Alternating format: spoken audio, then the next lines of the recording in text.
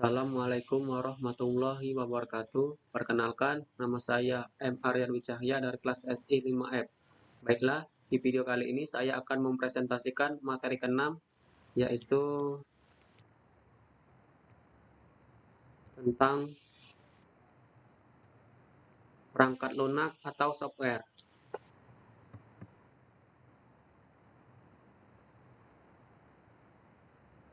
Selanjutnya yaitu komputer memproses data menjadi suatu informasi yang berguna bagi penggunanya. Dengan komputer diharapkan dapat meningkatkan hasil kerja dan memecahkan berbagai macam masalah.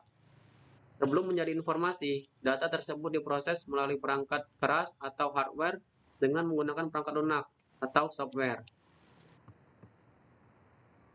Nah, dapat kita lihat di sini, yaitu ada hierarki informasi. Yang pertama yaitu data. Data diolah ke pengolahan data menjadi informasi, dan informasi menjadi pengetahuan. Di dalam teori, hierarki informasi disusun mulai dari pengumpulan data atau fakta, pengolahan dan pengurutan data dengan proses seleksi sampai menjadi suatu yang berguna berupa informasi. Informasi yang disusun secara sistematis dengan suatu alur logika tertentu menjadi knowledge atau pengetahuan.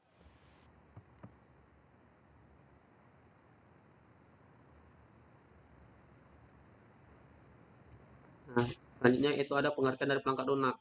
Perangkat lunak atau software merupakan suatu program yang dibuat oleh pembuat program untuk menjalankan perangkat keras komputer. Perangkat lunak juga adalah program yang berisi kumpulan instruksi untuk melakukan proses pengolahan data. Software sebagai penghubung antara manusia sebagai pengguna dengan perangkat keras komputer berfungsi menerjemahkan bahasa manusia ke dalam bahasa mesin sehingga perangkat keras komputer memahami keinginan pengguna dan menjalankan instruksi yang diberikan dan selanjutnya memberikan hasil yang diinginkan oleh manusia tersebut.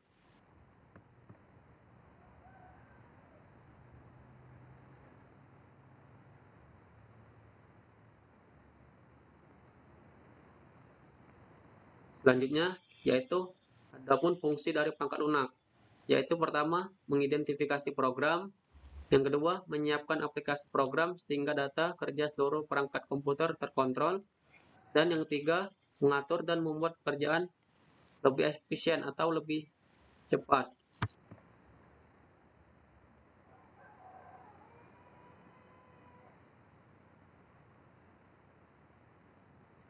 Selanjutnya, yaitu berdasarkan perkembangannya, perangkat lunak dibedakan menjadi beberapa era, yaitu yang pertama era pemula atau pionir. Bentuk perangkat lunak pada awalnya adalah sambungan kabel ke antar bagian dalam komputer. Cara mengakses komputer adalah menggunakan punchet card, yaitu kartu yang dilubangi. Pengguna komputer saat itu masih dilakukan secara langsung oleh sebuah program untuk sebuah mesin dengan tujuan tertentu.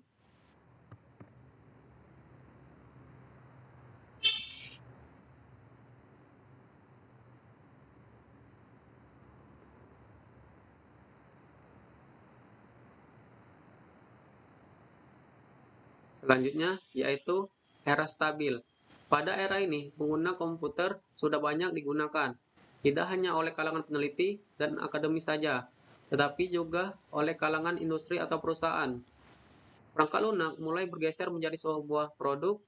Baris-baris perintah perangkat lunak yang dijalankan oleh komputer bukan lagi satu-satu, tapi sudah seperti banyak proses yang dilakukan secara serempak atau multitasking.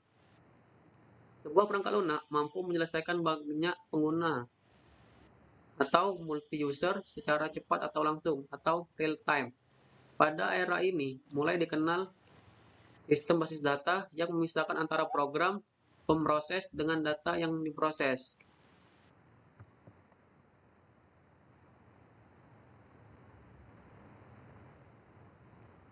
Selanjutnya, yaitu era mikro. Pada era ini, perangkat lunak dapat dibedakan menjadi beberapa perangkat lunak sistem yang bertugas menangani internal dan perangkat lunak aplikasi yang digunakan secara langsung oleh penggunanya untuk keperluan tertentu. Otomatis, yang ada di dalam perangkat lunak mengarah ke suatu jenis kecerdasan buatan.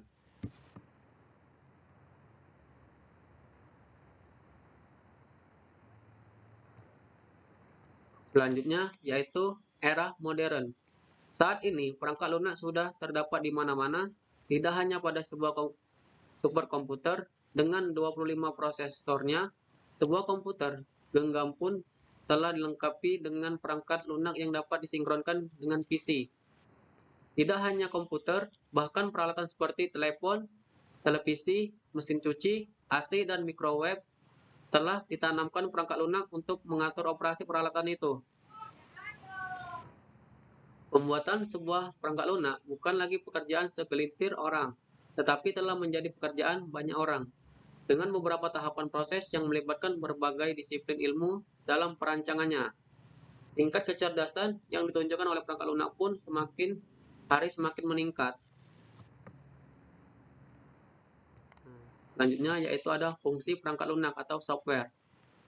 Merupakan program yang berisi instruksi atau perintah yang dimengerti oleh komputer untuk melakukan kegiatan seperti menghitung, menggambar, dan menghasilkan suara, sehingga ada komunikasi antara komputer dengan pemakainya. Nah, dapat kita lihat di sini, yaitu ada macam-macam perangkat lunak.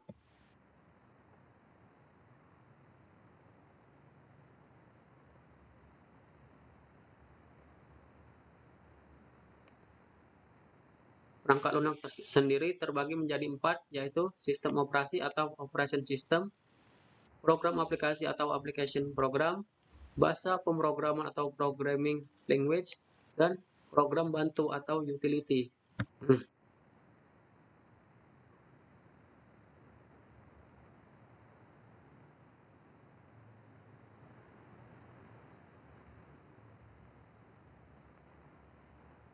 Sistem operasi. Adapun yang dimaksud dari sistem operasi yaitu sistem operasi merupakan program yang berfungsi untuk mengendalikan sistem kerja yang mendasar sehingga mengatur kerja, media input, output, kabel pengkodean, memori, penjadwalan prosesor, dan lain-lain. Sistem operasi juga berfungsi sebagai penghubung antara manusia dengan perangkat keras dan perangkat lunak yang akan digunakan.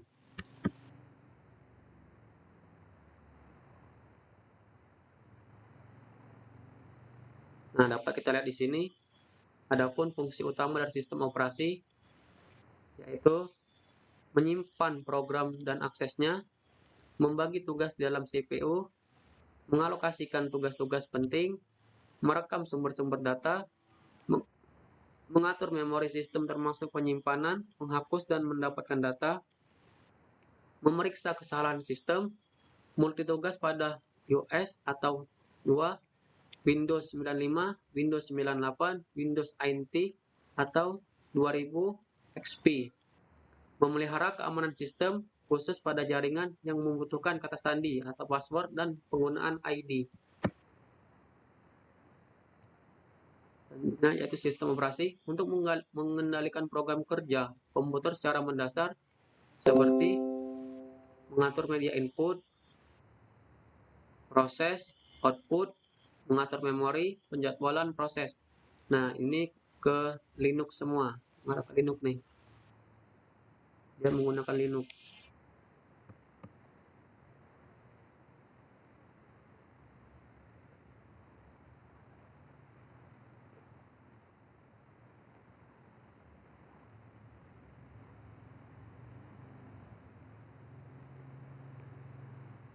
Nah, di sini dapat kita lihat dari contoh sistem operasi.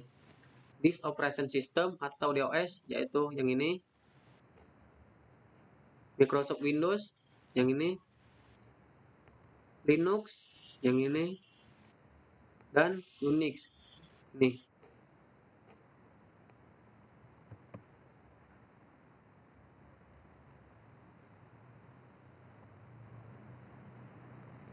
Selanjutnya yaitu program aplikasi atau application program.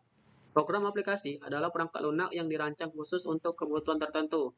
Misalnya, program pengolahan data, mengelola lembar kerja, program presentasi, desain grafis, dan lain-lain. Program aplikasi atau application system merupakan suatu program paket yang telah dirancang dan dibuat khusus untuk kebutuhan tertentu, seperti word processing atau pengolah kata, program database, program spreadsheet, program CID, Computer Aided Design, dan program layout artikel atau publisher. Selanjutnya yaitu word processing. Word processing merupakan salah satu program aplikasi di mana dalam pengoperasiannya menggunakan teks, yaitu atau text based. Di sini terbagi menjadi 5, yaitu WordStar Professional, WordPerfect, TeamReader, Microsoft Word, dan WordStar. Selanjutnya yaitu program database. Program database merupakan salah satu program aplikasi yang berfungsi untuk merancang atau membuat serta mengelola database. Nah, di sini dapat kita lihat ada 4, yaitu Microsoft Access, SQL Server, MySQL, dan Oracle. Selanjutnya yaitu program spreadsheet. Program spreadsheet merupakan salah satu program aplikasi yang berfungsi untuk bidang keuangan, pembukuan, atau melakukan perhitungan secara otomatis. Nah, di sini terbagi menjadi 4, yaitu Lotus 123, Microsoft Excel, Quadro, dan Supercheck. Selanjutnya yaitu program CID atau Computer Aided Design. Program CID merupakan salah satu program aplikasi yang berfungsi untuk media lukis atau alat lukis. Nah, di sini terbagi menjadi 4, yaitu ada AutoCAD, ProDesign, CorelDRAW, dan Adobe Photoshop. Selanjutnya yaitu program layout artikel. Program layout artikel merupakan salah satu program aplikasi yang berfungsi khusus untuk mengatur tata letak objek yang digunakan pada cover suatu media cetak atau elektronik.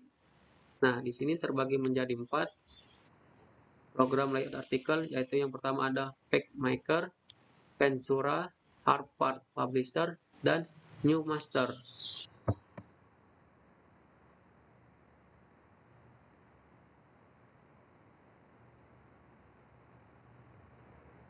Selanjutnya yaitu bahasa pemrograman atau programming language.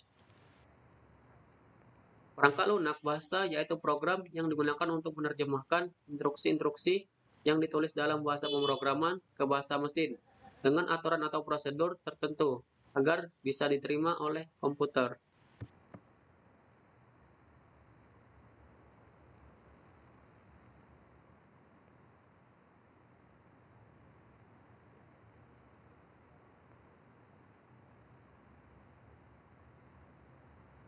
Selanjutnya yaitu ada 3 level bahasa pemrograman. Yang pertama, bahasa tingkat rendah atau low level language. Bahasa ini disebut juga bahasa mesin atau assembler, di mana pengkodean bahasanya menggunakan kode angka 0 dan 1. Selanjutnya yaitu bahasa tingkat tinggi atau high level language. Bahasa ini termasuk dalam bahasa pemrograman yang mudah dipelajari oleh pengguna komputer karena menggunakan bahasa Inggris. Contohnya Basic, COBOL, Pascal, dan Fortran. Selanjutnya yaitu bahasa generasi keempat atau 4GL. Bahasa pemrogram 4GL atau Fourth Generation Language merupakan bahasa yang berorientasi pada objek yang disebut Object Oriented Programming atau OOP. Contoh software ini adalah Visual Basic, Delphi, dan Visual C++. Selanjutnya yaitu bahasa tingkat rendah. Bahasa tingkat rendah merupakan bahasa yang digunakan oleh komputer itu sendiri. Nah, di sini ada 2, yaitu Assemble Language dan RPG atau Rapid Program General. Selanjutnya yaitu ada bahasa tingkat menengah. Bahasa dalam komputer yang menggunakan singkatan dan sudah mendekati bahasa sehari-hari. Ini ada program Fortran atau Formula Translator. Selanjutnya yaitu ada bahasa tingkat tinggi. Bahasa tingkat tinggi merupakan bahasa komputer yang sudah dibuat dan dikembangkan dengan menggunakan bahasa sehari-hari. Di sini ada 3, yaitu Basic, COBOL, dan Pascal.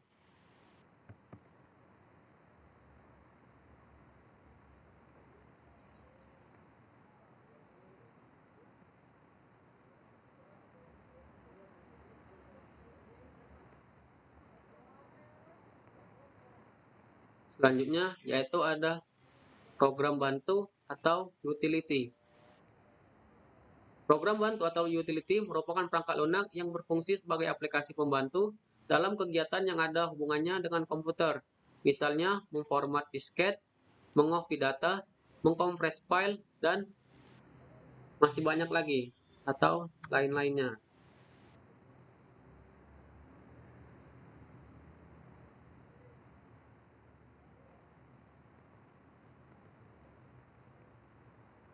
Adapun contoh dari software ini yaitu terbagi menjadi beberapa bagian. Yang pertama ada Norton Utility ini. Yang kedua WinZip ini. Yang ketiga yaitu ada Norton Ghost ini. Dan yang keempat ada antivirus atau APG ini.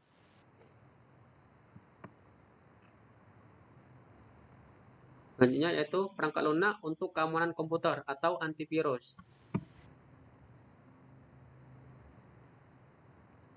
Untuk meningkatkan keamanan komputer dari serangan virus maupun hacker diperlukan perangkat lunak seperti antivirus dan firewall.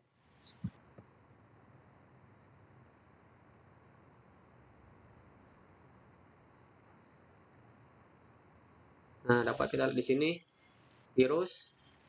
Adapun pengertian dari virus adalah sebuah program yang menyusup dan dapat berkembang biak dengan sendirinya dalam media penyimpanan komputer. Nah, ini dapat kita lihat gambar sebuah virus.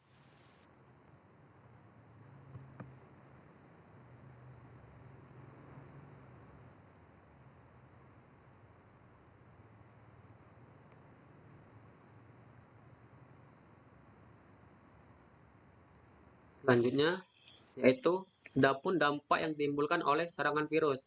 Di sini terbagi menjadi beberapa bagian. Yang pertama yaitu menghabiskan ruang atau memori media penyimpanan. Yang kedua, mengganggu kinerja memori sehingga aktivitas memori menjadi lambat. Yang ketiga, mempengaruhi kinerja komputer secara keseluruhan. Yang keempat, yaitu merusak file-file yang terdapat di dalam komputer. Dan yang kelima, merusak perangkat keras komputer dalam jangka waktu yang lama atau waktu panjang.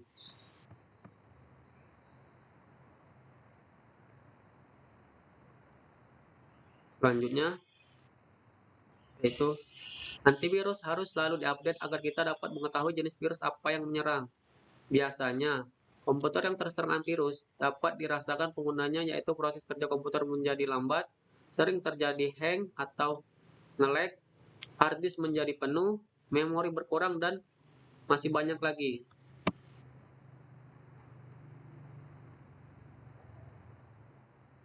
Nah, di sini dapat kita lihat adapun beberapa cara yang dapat digunakan untuk menghindari serangan virus. Sini terbagi menjadi beberapa bagian. Yang pertama yaitu memberi proteksi komputer dengan antivirus. 2. Melakukan update antivirus dan database-nya. 3. Berhati-hati terhadap file kiriman atau file hasil download. Yang keempat yaitu mengetahui kondisi dan kinerja komputer. Dan yang kelima, melakukan backup data secara rutin. Atau bisa juga kita sebutnya mengcopy file.